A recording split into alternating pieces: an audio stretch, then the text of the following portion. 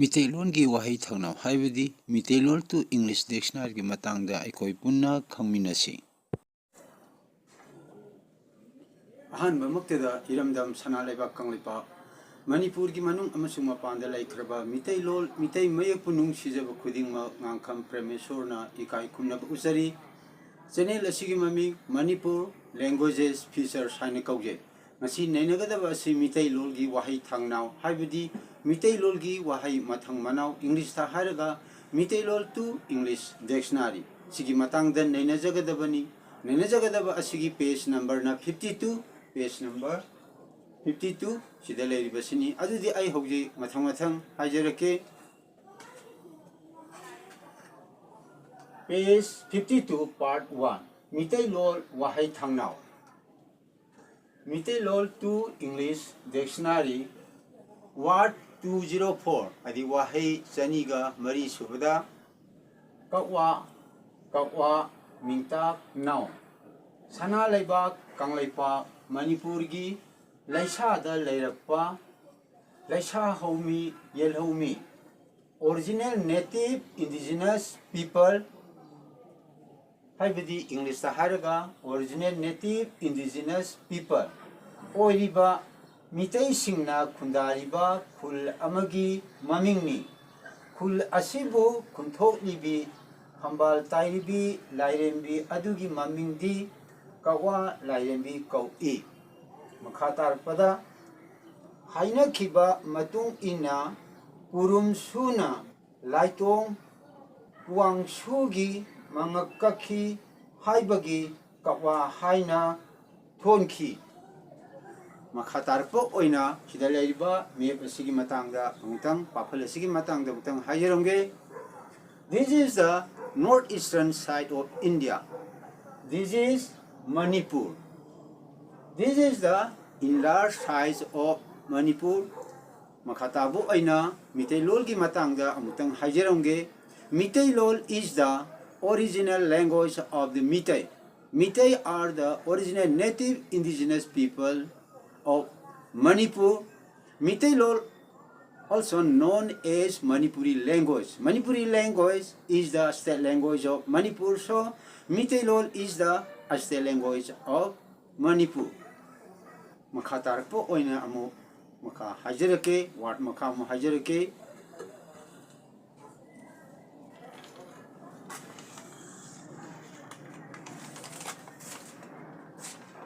(205) suba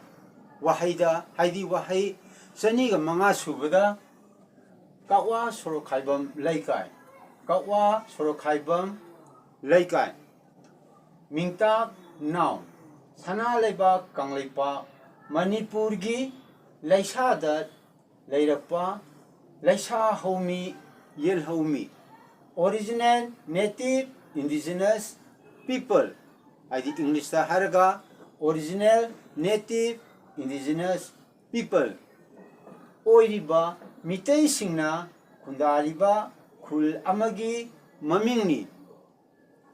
Kul Asibu Kunto Libi Pambal Tairibi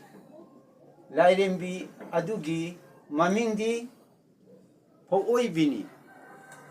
Matangasida Hajaningbadi Meitei Dictionary Havdi Meitei Wahay Tangnau Matang Harpasida Iramdam Sanaleba Kangleipak Asida Lairiba Lai Hakti Hypatare Laba Kul Sing Asigi Maming Sing Ase Asum Matangi Matungin Hapserakani Maramdi Mirei Baktigi Lakwa Mi Singna Meitei Singbu Halakpa Meitei Puya Kaya Mai Tarakpa Meitei Kul Kaya Mai Tarakpa Manghalakpa Mayam Asidagi Amadi Mirei Baktigi Landarpa Mi Singna Meitei Mutana Wanaba Amadi Iramdam Sanalaibakta Laibanataba Yeluminataba Mirei Baktigi Lakwa Mi Singna Asigumba Mirei Baktigi Lakwa Mi Singna Meitei Halapa Matamasida Matiang Pangliba Mirei Baktigi Lakwa Mi Singna Makoina Manaraga Meitei Sing Mutana Batarapa Asina Meitei Kul Sing Asigi Mamangi de Hona Lepa Kul Sing Asigi Maming Matangi Matungina Hapsarapani Amadi Mirei Baktigi Lakwa Mi Singna Meitei da Harpadanatana Mirei Baktigi Lakwa Mi Singna Makoigi Matiang Pangba mayam ase thingnaba amadi anouba lam kaya mirai bakti lakpa misingna thonjinba kaya asibu thingnabagi damakta miteilongi wahai thangna yu matamda mitei singe hane lerma khul singa sige maming panjarpa amadi makhoi bu ngakpi siriba ai khul asibu ngakpi sembiriba ai haktaktagi lerlaba lai singi maming singa siju panjarapani karigumba aswa ngam yaurgasu haibirau lankiba kaya yaurgasu sumthokpirau soidana loksinjagani tungi mirol gidamakta achumba lamida punagidamakta achumba maming thonabgidamakta makha tarpo oina mitei lolgi wahi thangna wasi ibu matamda mitei mekta iribase english mekta iribadi matau karam tawgadage amati mitei lolgi spelling banal singase matau karam tawduna english ka manane igadage haibudi matang aduda amuka hana hajarake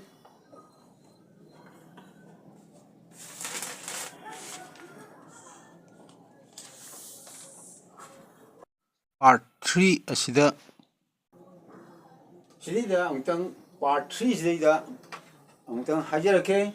sidida essay number 1 laisada hariba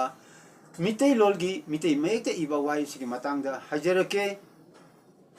laisada dil adip sina pabi khontodi ijabani sina mitei mekta ibani sina english ta ibani dilda ata hapagi maram haidi dilis daida atab hapagi maram haibadi kakwa mingta noun sanalaiba kanglaipa manipurgi laisada harpo sidida dil sidida atab hapagi maram aduni hajar kadawri basi dilda atab hapagi maram esri 1.1 da laisada haibasi daida khon khujing haidi syllable ahumni aldi karino lay sa da ada english ta iraga lay sa da ane smai toroga khol khojing ahum sei adubu sorry 1.2 da lay sa da haiba sei da atab si lokho ki targadi atab yaw de bide iboi tar mase atab yaw ri da khol khujing ahum sunum ba adu atab yaw dra kan di khol sujing ani da lotion ki ba yai lay sa ane smaina english ta iraga lay sa haibudi two syllable ani the lotion kiba yat haibidi lonsum oina sine kadi maramaduna laisa da haiba matamda dilda atab hapkani makha tarpo oina esari 2.1 sida ma hajarake oiriba haiba sida esik number 2 da oiriba haiba mitei meki wai asigi matangdani oiriba haiba matam sida bada atab yawi bada atab yaw targadi mai khol khujing asi kayanu haiba matamda oi ri ba smaini khol khujing ahum sugani bajida atab yaurisi karigu bada atab hapiji karigino haiba targodi ba asi lonsum nate taknabugi damuktani ani english ta ibu matamda oi ri ba ani smaini igani si matangda khatang ningjeng hogedaba amadi oi haiba matamda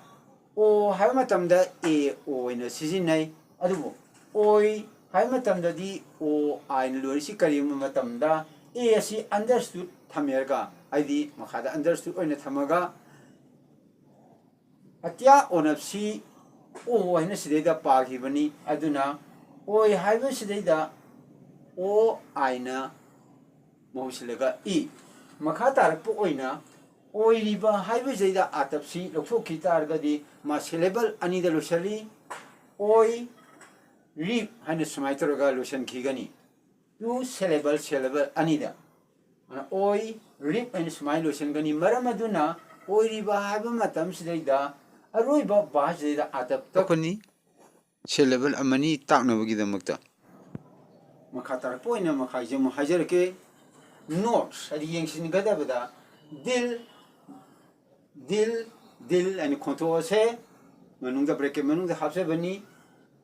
dil asina mapung mayeki khonthokta atab haptrabadi dilna da haina khonthokte ani subada ba di atab haptrabasu mapung mayeki khonthokta ba atab ba adi ba or ba upper hyphen mathak afai la I chingani atap haptrabasu mapung mayeki khontokta ba ata ba or ba haina khonthoi maram aduna asterisk number 3 se asterisk number 3 se de leiriba sida da haibasi d a gamane da haibasi d a gamane adugo ba haibu matamdadi ba si hana agi khontok chen maramna ba haibu matamda b a upper hyphen adi mathak thangmuda afaila I chingi natraga b a oina sumaina igani sida asterisk number 4 gida b a hoibu matamda b a upper hyphen masi mitei mekte irapu matamda ba sida atap hapkani haina phongdokpani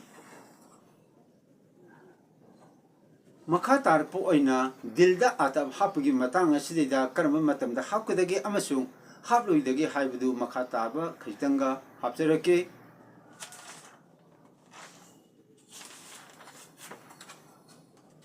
sida mu yengsi part 4 subasida note for essay 1.2 da laisat haibasida atap yaudra kanda laisat aina pabi matangda mu nejarake laisat not used as a word adi laisat haibasi wahai ama oina sinade maramdi atap yaudabανina aduga aina lairi padaba ngamde aidi english ki konthokta ithokpada english mayekta ithokpada mitelongi kontosi english mayekta ithokpada aina lairi padaba ngamde sumaina I english hairaga I cannot but read book aina lairi padaba ngamde matang asidaida dilda atap hate masi matangdani nenareisi ngasaidi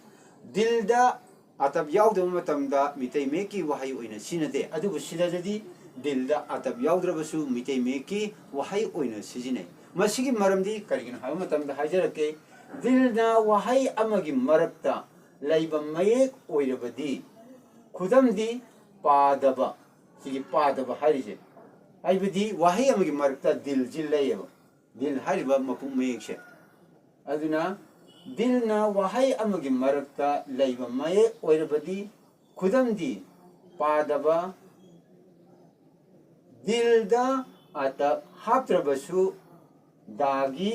khonthok thokpa khon khujing syllable oina sijinai masida haribasi kaino haba matamda dil haibasi matang asidadi laisat haiba matamda di sinade atap yaudabnina maramdi karigino da mitei lolgi wahai ama irapu matamda mitei mena irapu matamda diljida atap hate wahai aroibadadi adu wahai amagi mayeki maraksingda oirapa targadi jida padaba hai matamda dilje